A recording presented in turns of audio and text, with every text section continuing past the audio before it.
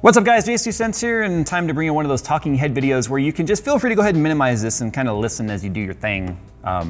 Whatever, I'm not worth looking at for the next 10 or 15 minutes, but we're gonna talk about some new CPUs coming out from AMD, some highly anticipated stuff that we're finally getting all the details on, we're gonna get our hands on soon. But today's topic is gonna be based on the information that's been released today. Are the new Threadripper and Ryzen SKUs worth waiting for? So today we're gonna talk about that. Are they worth waiting for, and who they're really kind of aimed towards when it comes to these particular processors. The new Maingear Vybe gaming PC available at Micro Center features premium components and superior build quality for the ultimate PC experience. Get the most FPS possible while gaming with the Intel Core 9900K overclockable processor, paired with the NVIDIA GeForce 2080 Ti and 16GB of DDR4, while the custom water cooling loop keep the Vybe cool and quiet. The 1TB M.2 SSD ensures ultra-fast load times, while the clean case layout make the Maingear Vybe one of the most aesthetically pleasing pre-builds on the market. To learn more about the Vybe from Maingear, click the links in the description below. Okay, so we've got the 3950X coming from Ryzen. We'll start there and sort of work our way up. We've known that's been coming since E3. In fact, we've known that's been coming since like CES. So we're nearly a year in the making on that CPU. We've already got all the way up to the 3900X, which is the, was it 14 cores? 12 core? Something like that. 12 core, 24 thread, that's what it is. And we've all been waiting for the highly anticipated 16 core part from Ryzen. I don't know what's taken so long for them to build this SKU, but nonetheless, it was supposed to be out like end of October. They pushed it to end of November. So November 25th is actually the launch date on that. Now, what's nice about this is it uses the existing AM4 socket. So AMD promised that there was going to be support for AM4, I believe they said to like 2020. Remember, AM4 launched back in 2016. So we're now 4 years into this socket, and they've kept their promise. I believe they said then 5 years, so maybe end of 2020, 2021-ish. But we're 4 years into it. We've seen considerable improvements over that socket from the first gen Ryzen to where we are now with 3950X. Now the 1800X when it first launched was an 8-core 16 thread part. We are now at 16 core 32, that's math, right? 32 thread part in the same socket. So kudos to AMD for keeping that under control, keeping their promise, meaning you could generationally upgrade if you wanted, for the most part, because you could still run the first gen Ryzen motherboard with the newer sockets. Just, you're not gonna get some of the features of like PCI Express Gen 4. I guess what happened too over time is as Ryzen became a more adopted part, as market share became tipping back into AMD taking back more of the market share, a lot of the board partners started putting more emphasis in quality builds on their motherboards versus where AMD used to be back with FX when Ryzen first launched. Because a lot of the motherboard manufacturers, you could take the same motherboard from Intel and AMD, let's say, and I'm just saying ASUS Strix here for the sake of they make AMD and Intel products. I'm not saying this was the case with it for ASUS, but let's just say hypothetically you had a Strix board for Intel and a Strix board for AMD. There would be a very tangible difference in quality between the two. One would be heavier, there'd be beefier VRMs and all that sort of stuff. So although the name may have been shared, the quality, a lot of the brands wasn't really there. And I think a lot of people would agree with that. But as Ryzen matured, that sort of changed, where some of the most expensive and robust motherboards you can buy now are actually AMD motherboards. But you can get a 3900X, I'm not positive yet on 3950X, but 3900X you could run all the way back on like some of the earlier X270 or X290, X370. Yeah, it's confusing because Intel and AMD were sort of fighting over who had the higher number. But anyway, there's backwards compatibility there. A 16 core 32 thread part. What we've seen with 3900X is that the core clocks are somewhat disappointing. Yes, it's on 7 nanometer with 14 nanometer IO die on there and stuff, but 7 nanometer process allowed for great IPC improvement. IPC over Intel at the same clock speeds is in AMD's favor, but where Intel still obviously is reigning over AMD is clock speed, which makes up for that IPC differential or that delta. So 4.2 gigahertz was pretty much where like 3900X capped out. And so 1800X, you could get to 3.9 to 4.0. So you can see over the last 3 to 4 years, we've gotten much more core. It's dynamically expanded with core count, but not so much clock speed. And that's gonna probably be very much due to the architecture itself. So I would have liked to have seen more clock speed out of the 3900X. I don't expect there to be any more than the 4.2 we're used to with 3900 on a 3950. It's just more cores. So where this would matter to you is if you're buying a PC or building a PC specifically for gaming, I would probably stick with whatever CPU you probably already got if you're on Ryzen and not necessarily upgrade to a 3950X. Now this is all hypothetical still. I have not gotten hands-on with this. I'm just going based on the trend that we've already seen with AMD over the last 3 to 4 years, where we know games have a diminishing return with core count versus clock speed. So what you can tend to find on some of the AMD stuff is the lesser core count CPUs do tend to clock a little bit higher, but I think the highest we've seen so far is like 4.4 on standard water cooling or air. And then getting beyond that, as Steve with Gamer Nexus has shown, is it takes a lot of exotic cooling and a lot of tweaking to get it anywhere near 4.8 to 5.0, which you can easily get on an Intel part. But this video is not so much about Intel versus AMD. We need to get hands-on before we can actually compare those. So the 3950X is the top tier Ryzen part. And the reason why we know that is the 3960X is the starting point of the new Gen 3 Ryzen. So the 3960X, which is 10 better than the 50 apparently, is a considerable jump in core count. So you go from 16 cores on the mainstream CPU desktop combo to 24 cores, 48 threads. Now it says on here the boost frequency in gigahertz up to 4.5, and then it says /3.8. So what that means is you're gonna probably get single core performance up to 4.5 gigahertz and 3.8 gigahertz turbo clock across the entire core count. So that's why you usually see those two numbers there. So what we're gonna be looking for here is seeing whether or not we can get those cores overclocked to, let's just say, 4.0 gigahertz across the board. If so, that will make the 3960X a pretty significant CPU for people who need multi-threading workloads, people who are doing tons of projects on their workstations and or gaming PCs that need massive amounts of cores. Now, I wouldn't even go as far as to say this is a perfect gaming / streaming PC, because streaming optimization in terms of codecs and stuff have gotten so good over the last, let's say, 5 years.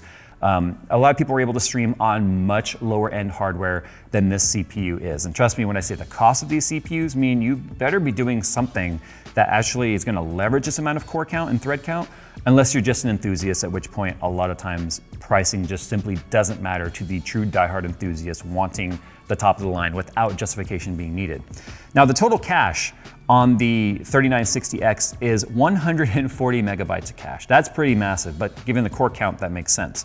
It's got a TDP of 280 watts. So one of the things that we're gonna be checking, and remember, TDP and power draw are not the same thing. We will be kind of doing some overclock testing with this, seeing what power draw from the wall is, what actual temperatures are. A lot of people think that TDP is just a straight up figure of this is how much power it draws, and they're two completely different numbers. So PCIe lanes though, this is where they are monsters. If you guys remember a few years back, the way Intel sort of slices up its stack is it cuts cores and it cuts PCIe lanes.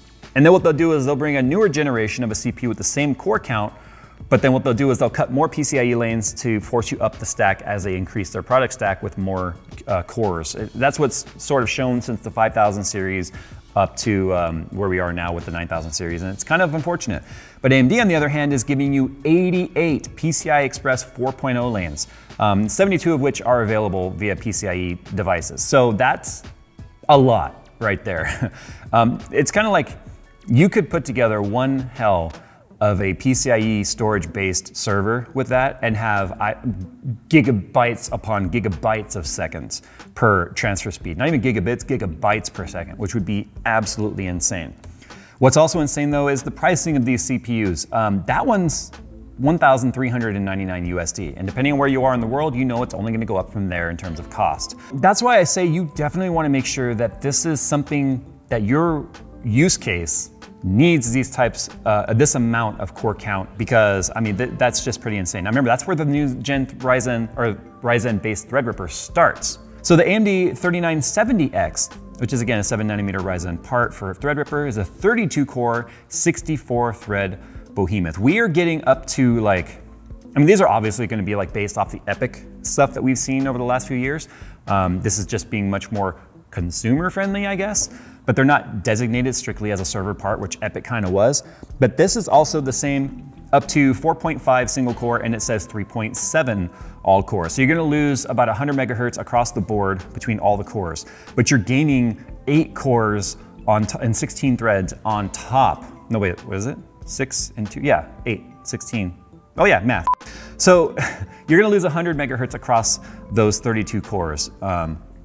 So this is where, depending on your workload too, certain things need core clock versus core count. And I can't tell you whether or not that this is going to be the right CPU for you, because now we are in the territory of these are professional workloads. These are people who know their CADs, their servers, their whatever crazy production software they're using that might even be proprietary based on your particular business, written for your business, will know whether or not these core counts matter to you. Now it's got the same TDP. It's got a little bit more cache though, 144 megabytes of cache, the same amount of PCIe lanes, but this one has a cost of $2,000 US.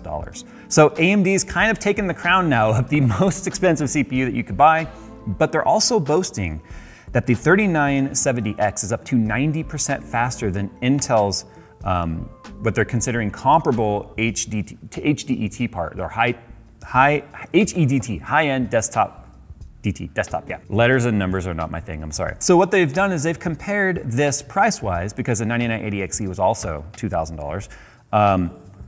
And what they're saying is, depending on the workload and the task, it could be up to 90%. Now, you know those up to figures are something you've just got to throw away, because in the marketing material like this, companies are just notorious for showing the best up tos, when in reality, it's usually much, much lower in an overall comparison. $2,000 though, which is kind of funny because we've seen now that there's a trend of Intel actually cutting pricing. I mean, on the surface, it seems like an 18-core processor versus a 32-core processor. It seems like the value is going to be there for AMD.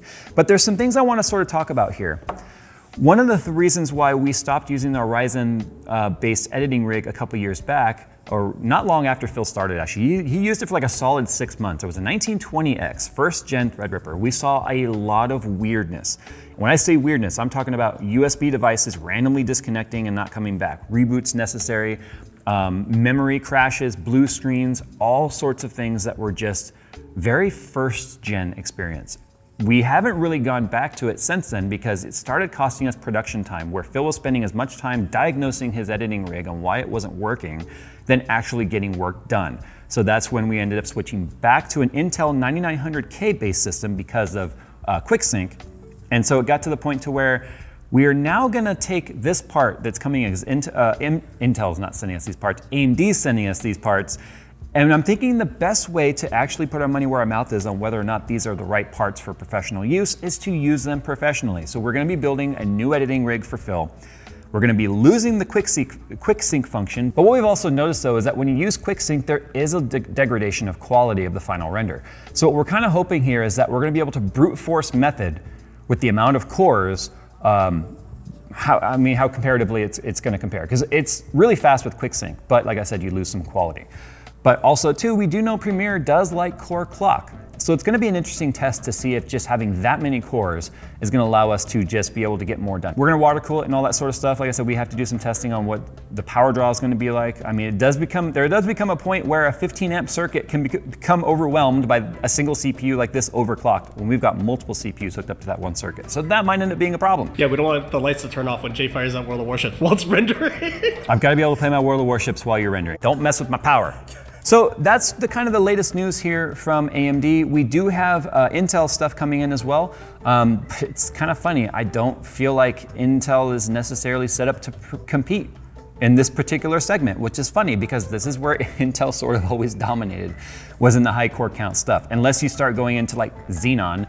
In fact, I think one of the tests that would be kind of fun though is just to sort of compare the W3175X Xeon that we have here, that we've currently got all our overclocking competition stuff done with, because that's a 28 core, 56 thread, or no, 56 thread part, which is clocked significantly lower out of the box, but we were able to get a solid 5.8 out of it out of ice water. So maybe we'll have to do the ice water bucket challenge on both of these just to see. You know that Steve's gonna do it.